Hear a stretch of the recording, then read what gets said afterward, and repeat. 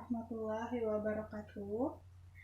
Alhamdulillah, pada kesempatan kali ini kita dapat bertemu kembali untuk bersama-sama melanjutkan pembelajaran kita. Nah, semoga anak-anak ibu semua hari ini dalam keadaan sehat walafiat. Amin. Dan tetap semangat dalam mengikuti pembelajaran kita pada hari ini. Nah, meskipun kita belum dapat melaksanakan pembelajaran secara langsung di sekolah, walaupun hanya melalui video dan komunikasi melalui WA group, Ibu harap kalian tetap bersungguh-sungguh dalam belajar dan senantiasa memperhatikan materi pembelajaran kita pada hari ini. Nah, seperti biasa, sebelum memulai pelajaran, marilah kita berdoa agar mendapat kemudahan dan keberkahan dalam belajar. Berdoa dimulai. Selesai. Nah, kalian tentu sudah tahu kan, hari ini kita akan melanjutkan materi kita pada tema 2, subtema 2, pembelajaran 1. Baik, ini dia materi kita pada hari ini. Perhatikan ya. Selamat belajar.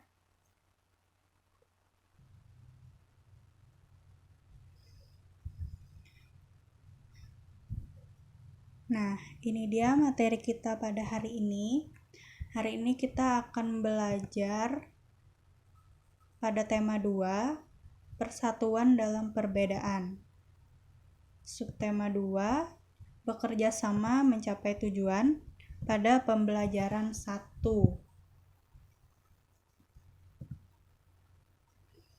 Nah, sebelum memulai pelajaran, Ibu akan menyampaikan tujuan pembelajaran kita pada hari ini. Yang pertama, menuliskan peristiwa penting tentang semangat persatuan dan kesatuan menggunakan unsur apa, di mana, kapan, siapa, mengapa, dan bagaimana dengan menggunakan kalimat efektif. Yang kedua, diharapkan nanti kalian juga bisa menyebutkan makna upaya mempertahankan kemerdekaan melalui peta pikiran.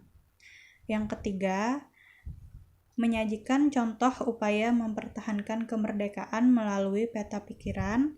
Dan yang terakhir, mengidentifikasi ciri-ciri hewan berdasarkan habitatnya.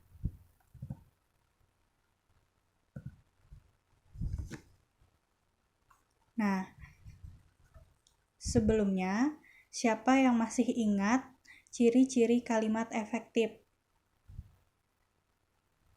Pada pelajaran sebelumnya, kita kan sudah mempelajari tentang apa itu kalimat efektif dan ciri-cirinya. Siapa yang masih ingat? Nah, ini dia. Kalimat efektif adalah kalimat yang mengandung gagasan pembicara atau penulis yang terdiri atas kata-kata yang mempunyai unsur SPOK, subjek, predikat, objek, dan keterangan. Di mana ciri-ciri kalimat efektif ada 4. Yang pertama, memiliki unsur penting atau pokok, minimal ada subjek dan predikat. Yang kedua, menggunakan struktur bahasa yang tepat. Yang ketiga, memenuhi kaidah ejaan yang berlaku. Dan yang terakhir, menggunakan pilihan kata yang tepat sesuai kebutuhan. Nah, sudah ingat kan apa itu kalimat efektif? Nah, kita lanjutkan.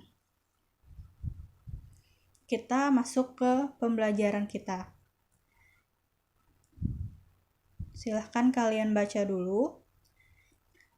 Setelah proklamasi kemerdekaan Indonesia 17 Agustus tahun 1945, seharusnya bangsa Indonesia telah merdeka dan terbebas dari segala bentuk penindasan serta penjajahan. Namun, kenyataannya tidak demikian. Bangsa Indonesia masih perlu berjuang mempertahankan kemerdekaan. Mengapa? Nah, ada yang tahu mengapa? Nah, sekarang kita lanjutkan. Di buku kalian juga ada teksnya.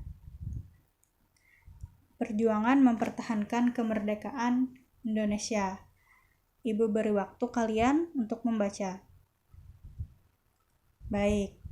Nah, dari bacaan tersebut, kalian pasti sudah menemukan jawabannya. Mengapa bangsa Indonesia masih perlu berjuang mempertahankan kemerdekaan Indonesia pada saat itu? Ya, karena pasukan Belanda kembali datang ke tanah air, sehingga kedatangan ini disambut dengan berbagai bentuk perlawanan oleh bangsa Indonesia. Karena bangsa Indonesia masih harus terus berjuang mempertahankan kemerdekaan Indonesia dari gangguan bangsa asing yang datang, seperti dari pemerintahan Belanda.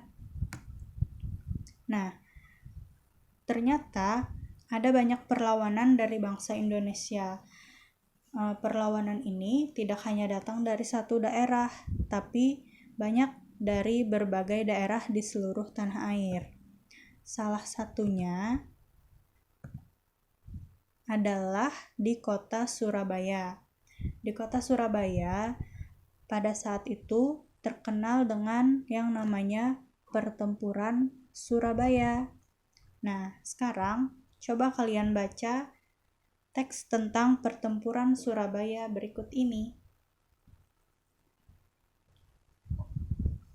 Baik, nah setelah kalian baca, kita akan mengetahui isi dari bacaan yang sudah kalian baca tadi tentang Pertempuran Surabaya. Untuk mengetahui isi bacaan, kita harus menggunakan kalimat pertanyaan yang tepat agar kita bisa menemukan jawaban dari pertanyaan tersebut. Nah, untuk mengetahui isi dari bacaan tadi, kita bisa menggunakan 6 kata tanya, yaitu apa, mengapa, siapa, di mana, kapan, dan bagaimana. Nah, akan Ibu jelaskan satu persatu. Kita pertama-tama harus membuat kalimat pertanyaan menggunakan kalimat yang efektif, sehingga pertanyaan itu jelas. Jadi kita bisa menemukan jawabannya dengan mudah. Yang pertama, dengan menggunakan kata apa. Nah, di sini bisa kita buat pertanyaan, apa yang terjadi dalam Pertempuran Surabaya? Maka jawabannya adalah, di sana terjadi pertempuran yang sangat dahsyat. Pasukan Inggris menggempur kota Surabaya. Yang kedua, mengapa pertempuran Surabaya dapat terjadi? Karena pihak Indonesia menolak ultimatum dari pasukan Inggris. Selanjutnya, siapa yang memimpin tentara sekutu dalam pertempuran Surabaya? Ya, Brigadir Jenderal Malabi. Kemudian, di mana pertempuran Surabaya terjadi? Ya, di kota Surabaya. Kapan terjadinya pertempuran Surabaya? Pada tanggal 10 November 1945. Yang terakhir, bagaimana akhir dari pertempuran Surabaya? Ya, akhirnya pemimpin pasukan Inggris terbunuh dan setiap tanggal 10 November diperingati sebagai Hari Pahlawan. Nah, itu tadi cara untuk menggali informasi dari suatu teks atau bacaan. Jadi kita dapat mencari inti dari bacaan itu dengan menggunakan 6 buah pertanyaan, menggunakan kata tanya apa, mengapa, siapa, di mana, kapan, dan bagaimana. Nah, setelah mengetahui inti dari bacaan tentang Pertempuran Surabaya tadi, sekarang Ibu minta kalian tulis di buku tulis kalian apa makna yang dapat kamu petik dari upaya mempertahankan kemerdekaan dalam Pertempuran Surabaya. Baik, kalau sudah, Ibu ingin kalian mencoba bagaimana tadi caranya menemukan informasi yang ada di dalam bacaan. Sekarang, Ibu beri kalian teks tentang Bandung Lautan Api. Kalian bertugas untuk mencari pokok-pokok dalam bacaan ini menggunakan kalimat tanya yang sudah Ibu siapkan di sebelah kanan. Nah, yang ini. Caranya sama seperti tadi. Jawabannya nanti kalian tulis di buku tulis kalian ya. Nah, karena ini tugasnya di rumah, nanti teksnya dan tabel yang diagram Bandung Lautan Apinya ini akan Ibu kirim di WA Group.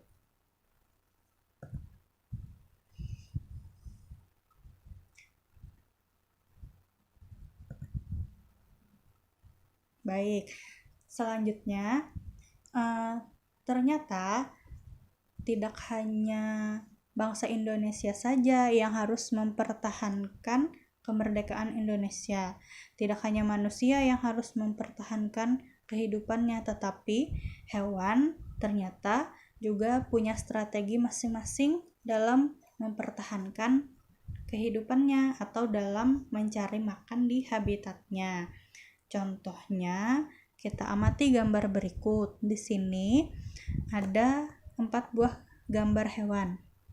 Kalian pasti sudah tahu kan? Di sini ada ayam, bebek, ikan, dan cicak. Di sini ciri-cirinya berbeda-beda. Ciri-ciri tempat tinggalnya juga berbeda. Ibu contohkan satu. Nah, misalnya bebek. Bebek hidupnya di mana? Bebek hidup di darat, tetapi dia bisa berenang di air. Nah, makanya bebek itu memiliki kaki yang berselaput. Nah, kaki yang berselaput ini gunanya untuk memudahkan bebek ketika berenang di air. Nah, ciri-ciri khusus seperti ini itu adalah suatu keistimewaan yang merupakan sesuatu yang berbeda dari makhluk hidup atau hewan yang lain.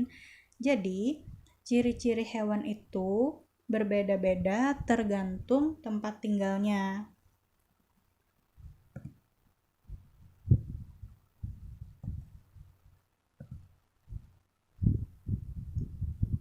Nah, sekarang Ibu punya tugas untuk kalian. Tugasnya seperti ini. Amatilah hewan-hewan yang ada di sekitar tempat tinggal kalian. Kemudian, tulislah 3 jenis hewan yang kalian amati beserta ciri-ciri khususnya dan ciri-ciri habitatnya. Lalu, kalian laporkan hasil pengamatan kalian dalam bentuk tabel. Tabelnya seperti yang Ibu contohkan berikut ini.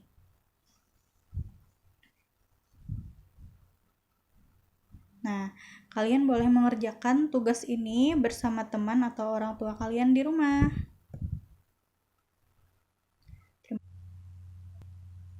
Baik, itu tadi pelajaran kita pada hari ini. Semoga bermanfaat dan kalian bisa memahaminya. Untuk materi yang kurang jelas, nanti kalian bisa tanyakan di grup WA. Dan jangan lupa kerjakan tugas kalian. Boleh dibantu dengan teman dan orang tua. Kemudian juga jangan lupa belajar, karena pada pertemuan berikutnya kita akan melanjutkan materi kita tentang cara hewan beradaptasi atau cara hewan menyesuaikan diri dengan lingkungannya. Baik, Ibu akhiri sampai di sini. Assalamualaikum warahmatullahi wabarakatuh.